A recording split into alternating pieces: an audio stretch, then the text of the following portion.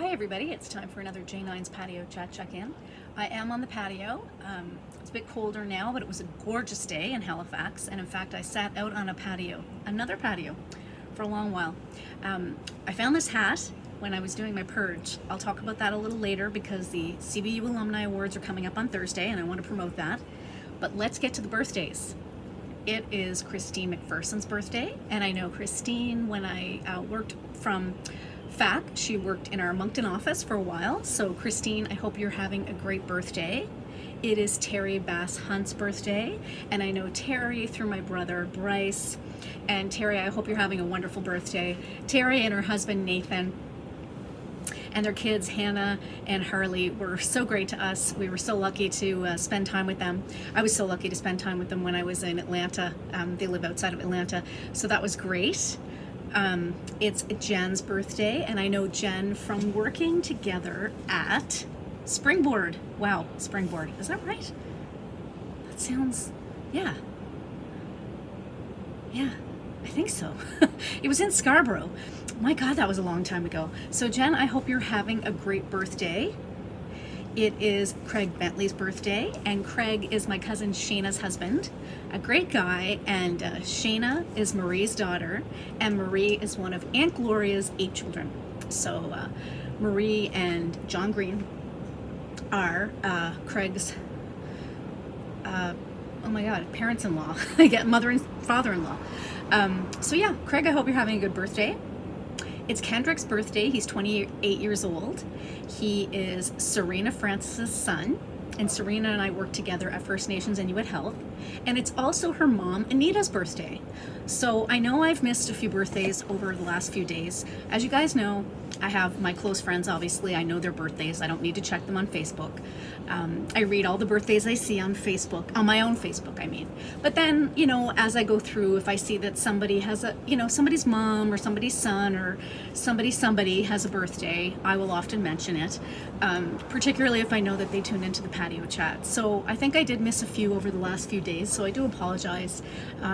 It was a bit of a tough few days, but you know what? I'm feeling a little bit more like myself today, which is great. Although I did want to share another story about Piper.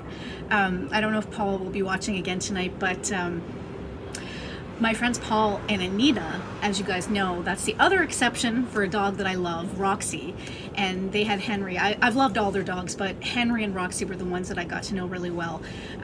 They had a dog, Sandy. I knew Sandy, but I didn't get a chance to dog sit Sandy. But I dog sat Henry, and as you guys know, I dog sit Roxy, and I see her quite a bit. So Paul and Anita had a chance to meet Piper a few times, and there was a time that I was dog sitting Piper, and I brought her over to Paul and Anita's, and Roxy eats very healthy snacks, and Piper ate, you know, less healthy snacks sometimes, not always, but this is a really funny story, and I hope that Paul's watching. I'll tell him to watch it. I think you'll laugh, Paul, because anyway, I brought Piper over to Paul and Anita's, and we, you know, hanging out, and Piper and Roxy got along okay, but, you know, Roxy was sort of like, this is my house, like, you know, make sure you know what you're doing here.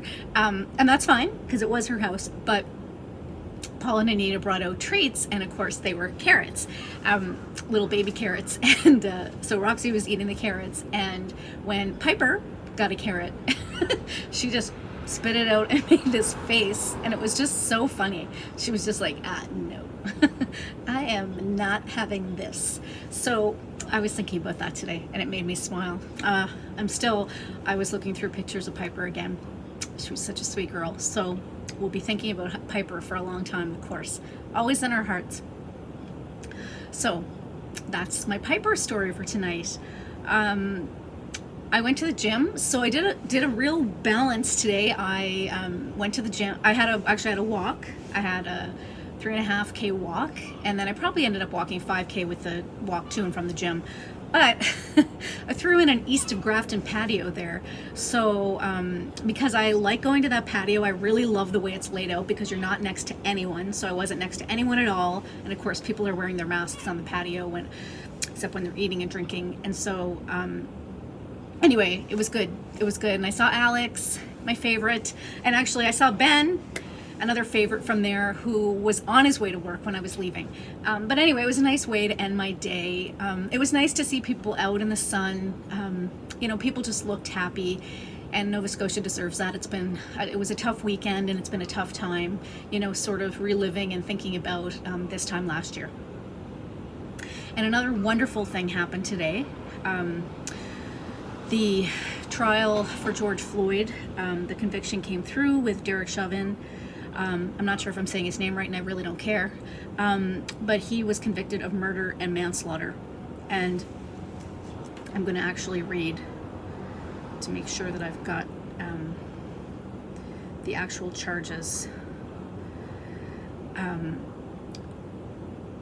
So he was guilty of all charges: second-degree unintentional murder, third-degree murder, and second-degree manslaughter.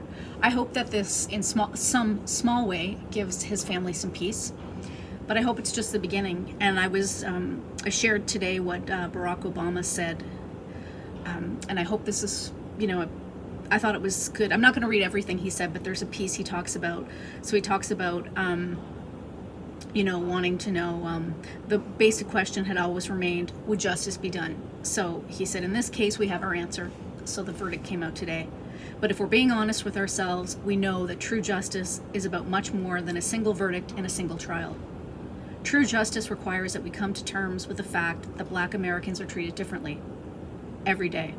It requires us to recognize that millions of our friends, family, and fellow citizens live in fear, that their next encounter with law enforcement could be their last. And it requires us to do the sometimes thankless, often difficult, but always necessary work of making the America we know more like the America we believe in. So again, I'm not going to read everything he said, but you can check it out. Barack Obama is always eloquent, I find. And I think his point is well taken. So the verdict happened, and I hope it's just the beginning of trying to get more justice, so that people don't have to feel that way every time they go outside the door. They're worried about everything. I talked about it the other day. I just can't imagine what it must be like to leave your home and all of the things that you have to be thinking about. I know all the things I think about as a woman, so I can't even imagine what it's like to be a racialized person. So I know a lot of people have been posting about the verdict, and it's, again, hopefully gives the family a little bit of peace. So finally, my UCCB hat. It is Tuesday night. We have 2 more nights until the CBU Alumni Awards. I've been posting every day, so leading up to the awards, they've been posting about the CBU alumni site has been posting about the award recipients. I will include the link because all former alumni, those who are going to the university, those that are connected friends and family of the university, I really hope that you'll think about registering. It's going to be a wonderful event. I will be there. I will be there with bells on, checking in with folks, congratulating the winners, hopefully reconnecting with some of my CBU alumni. So I will include that in the link. And again, I do encourage you all to check that out. And I was so happy to find this UCCB hat on the weekend when I was doing my purge. So I think I got everything in. Take good care of yourselves. Take good care of others. I'll see you tomorrow. Bye.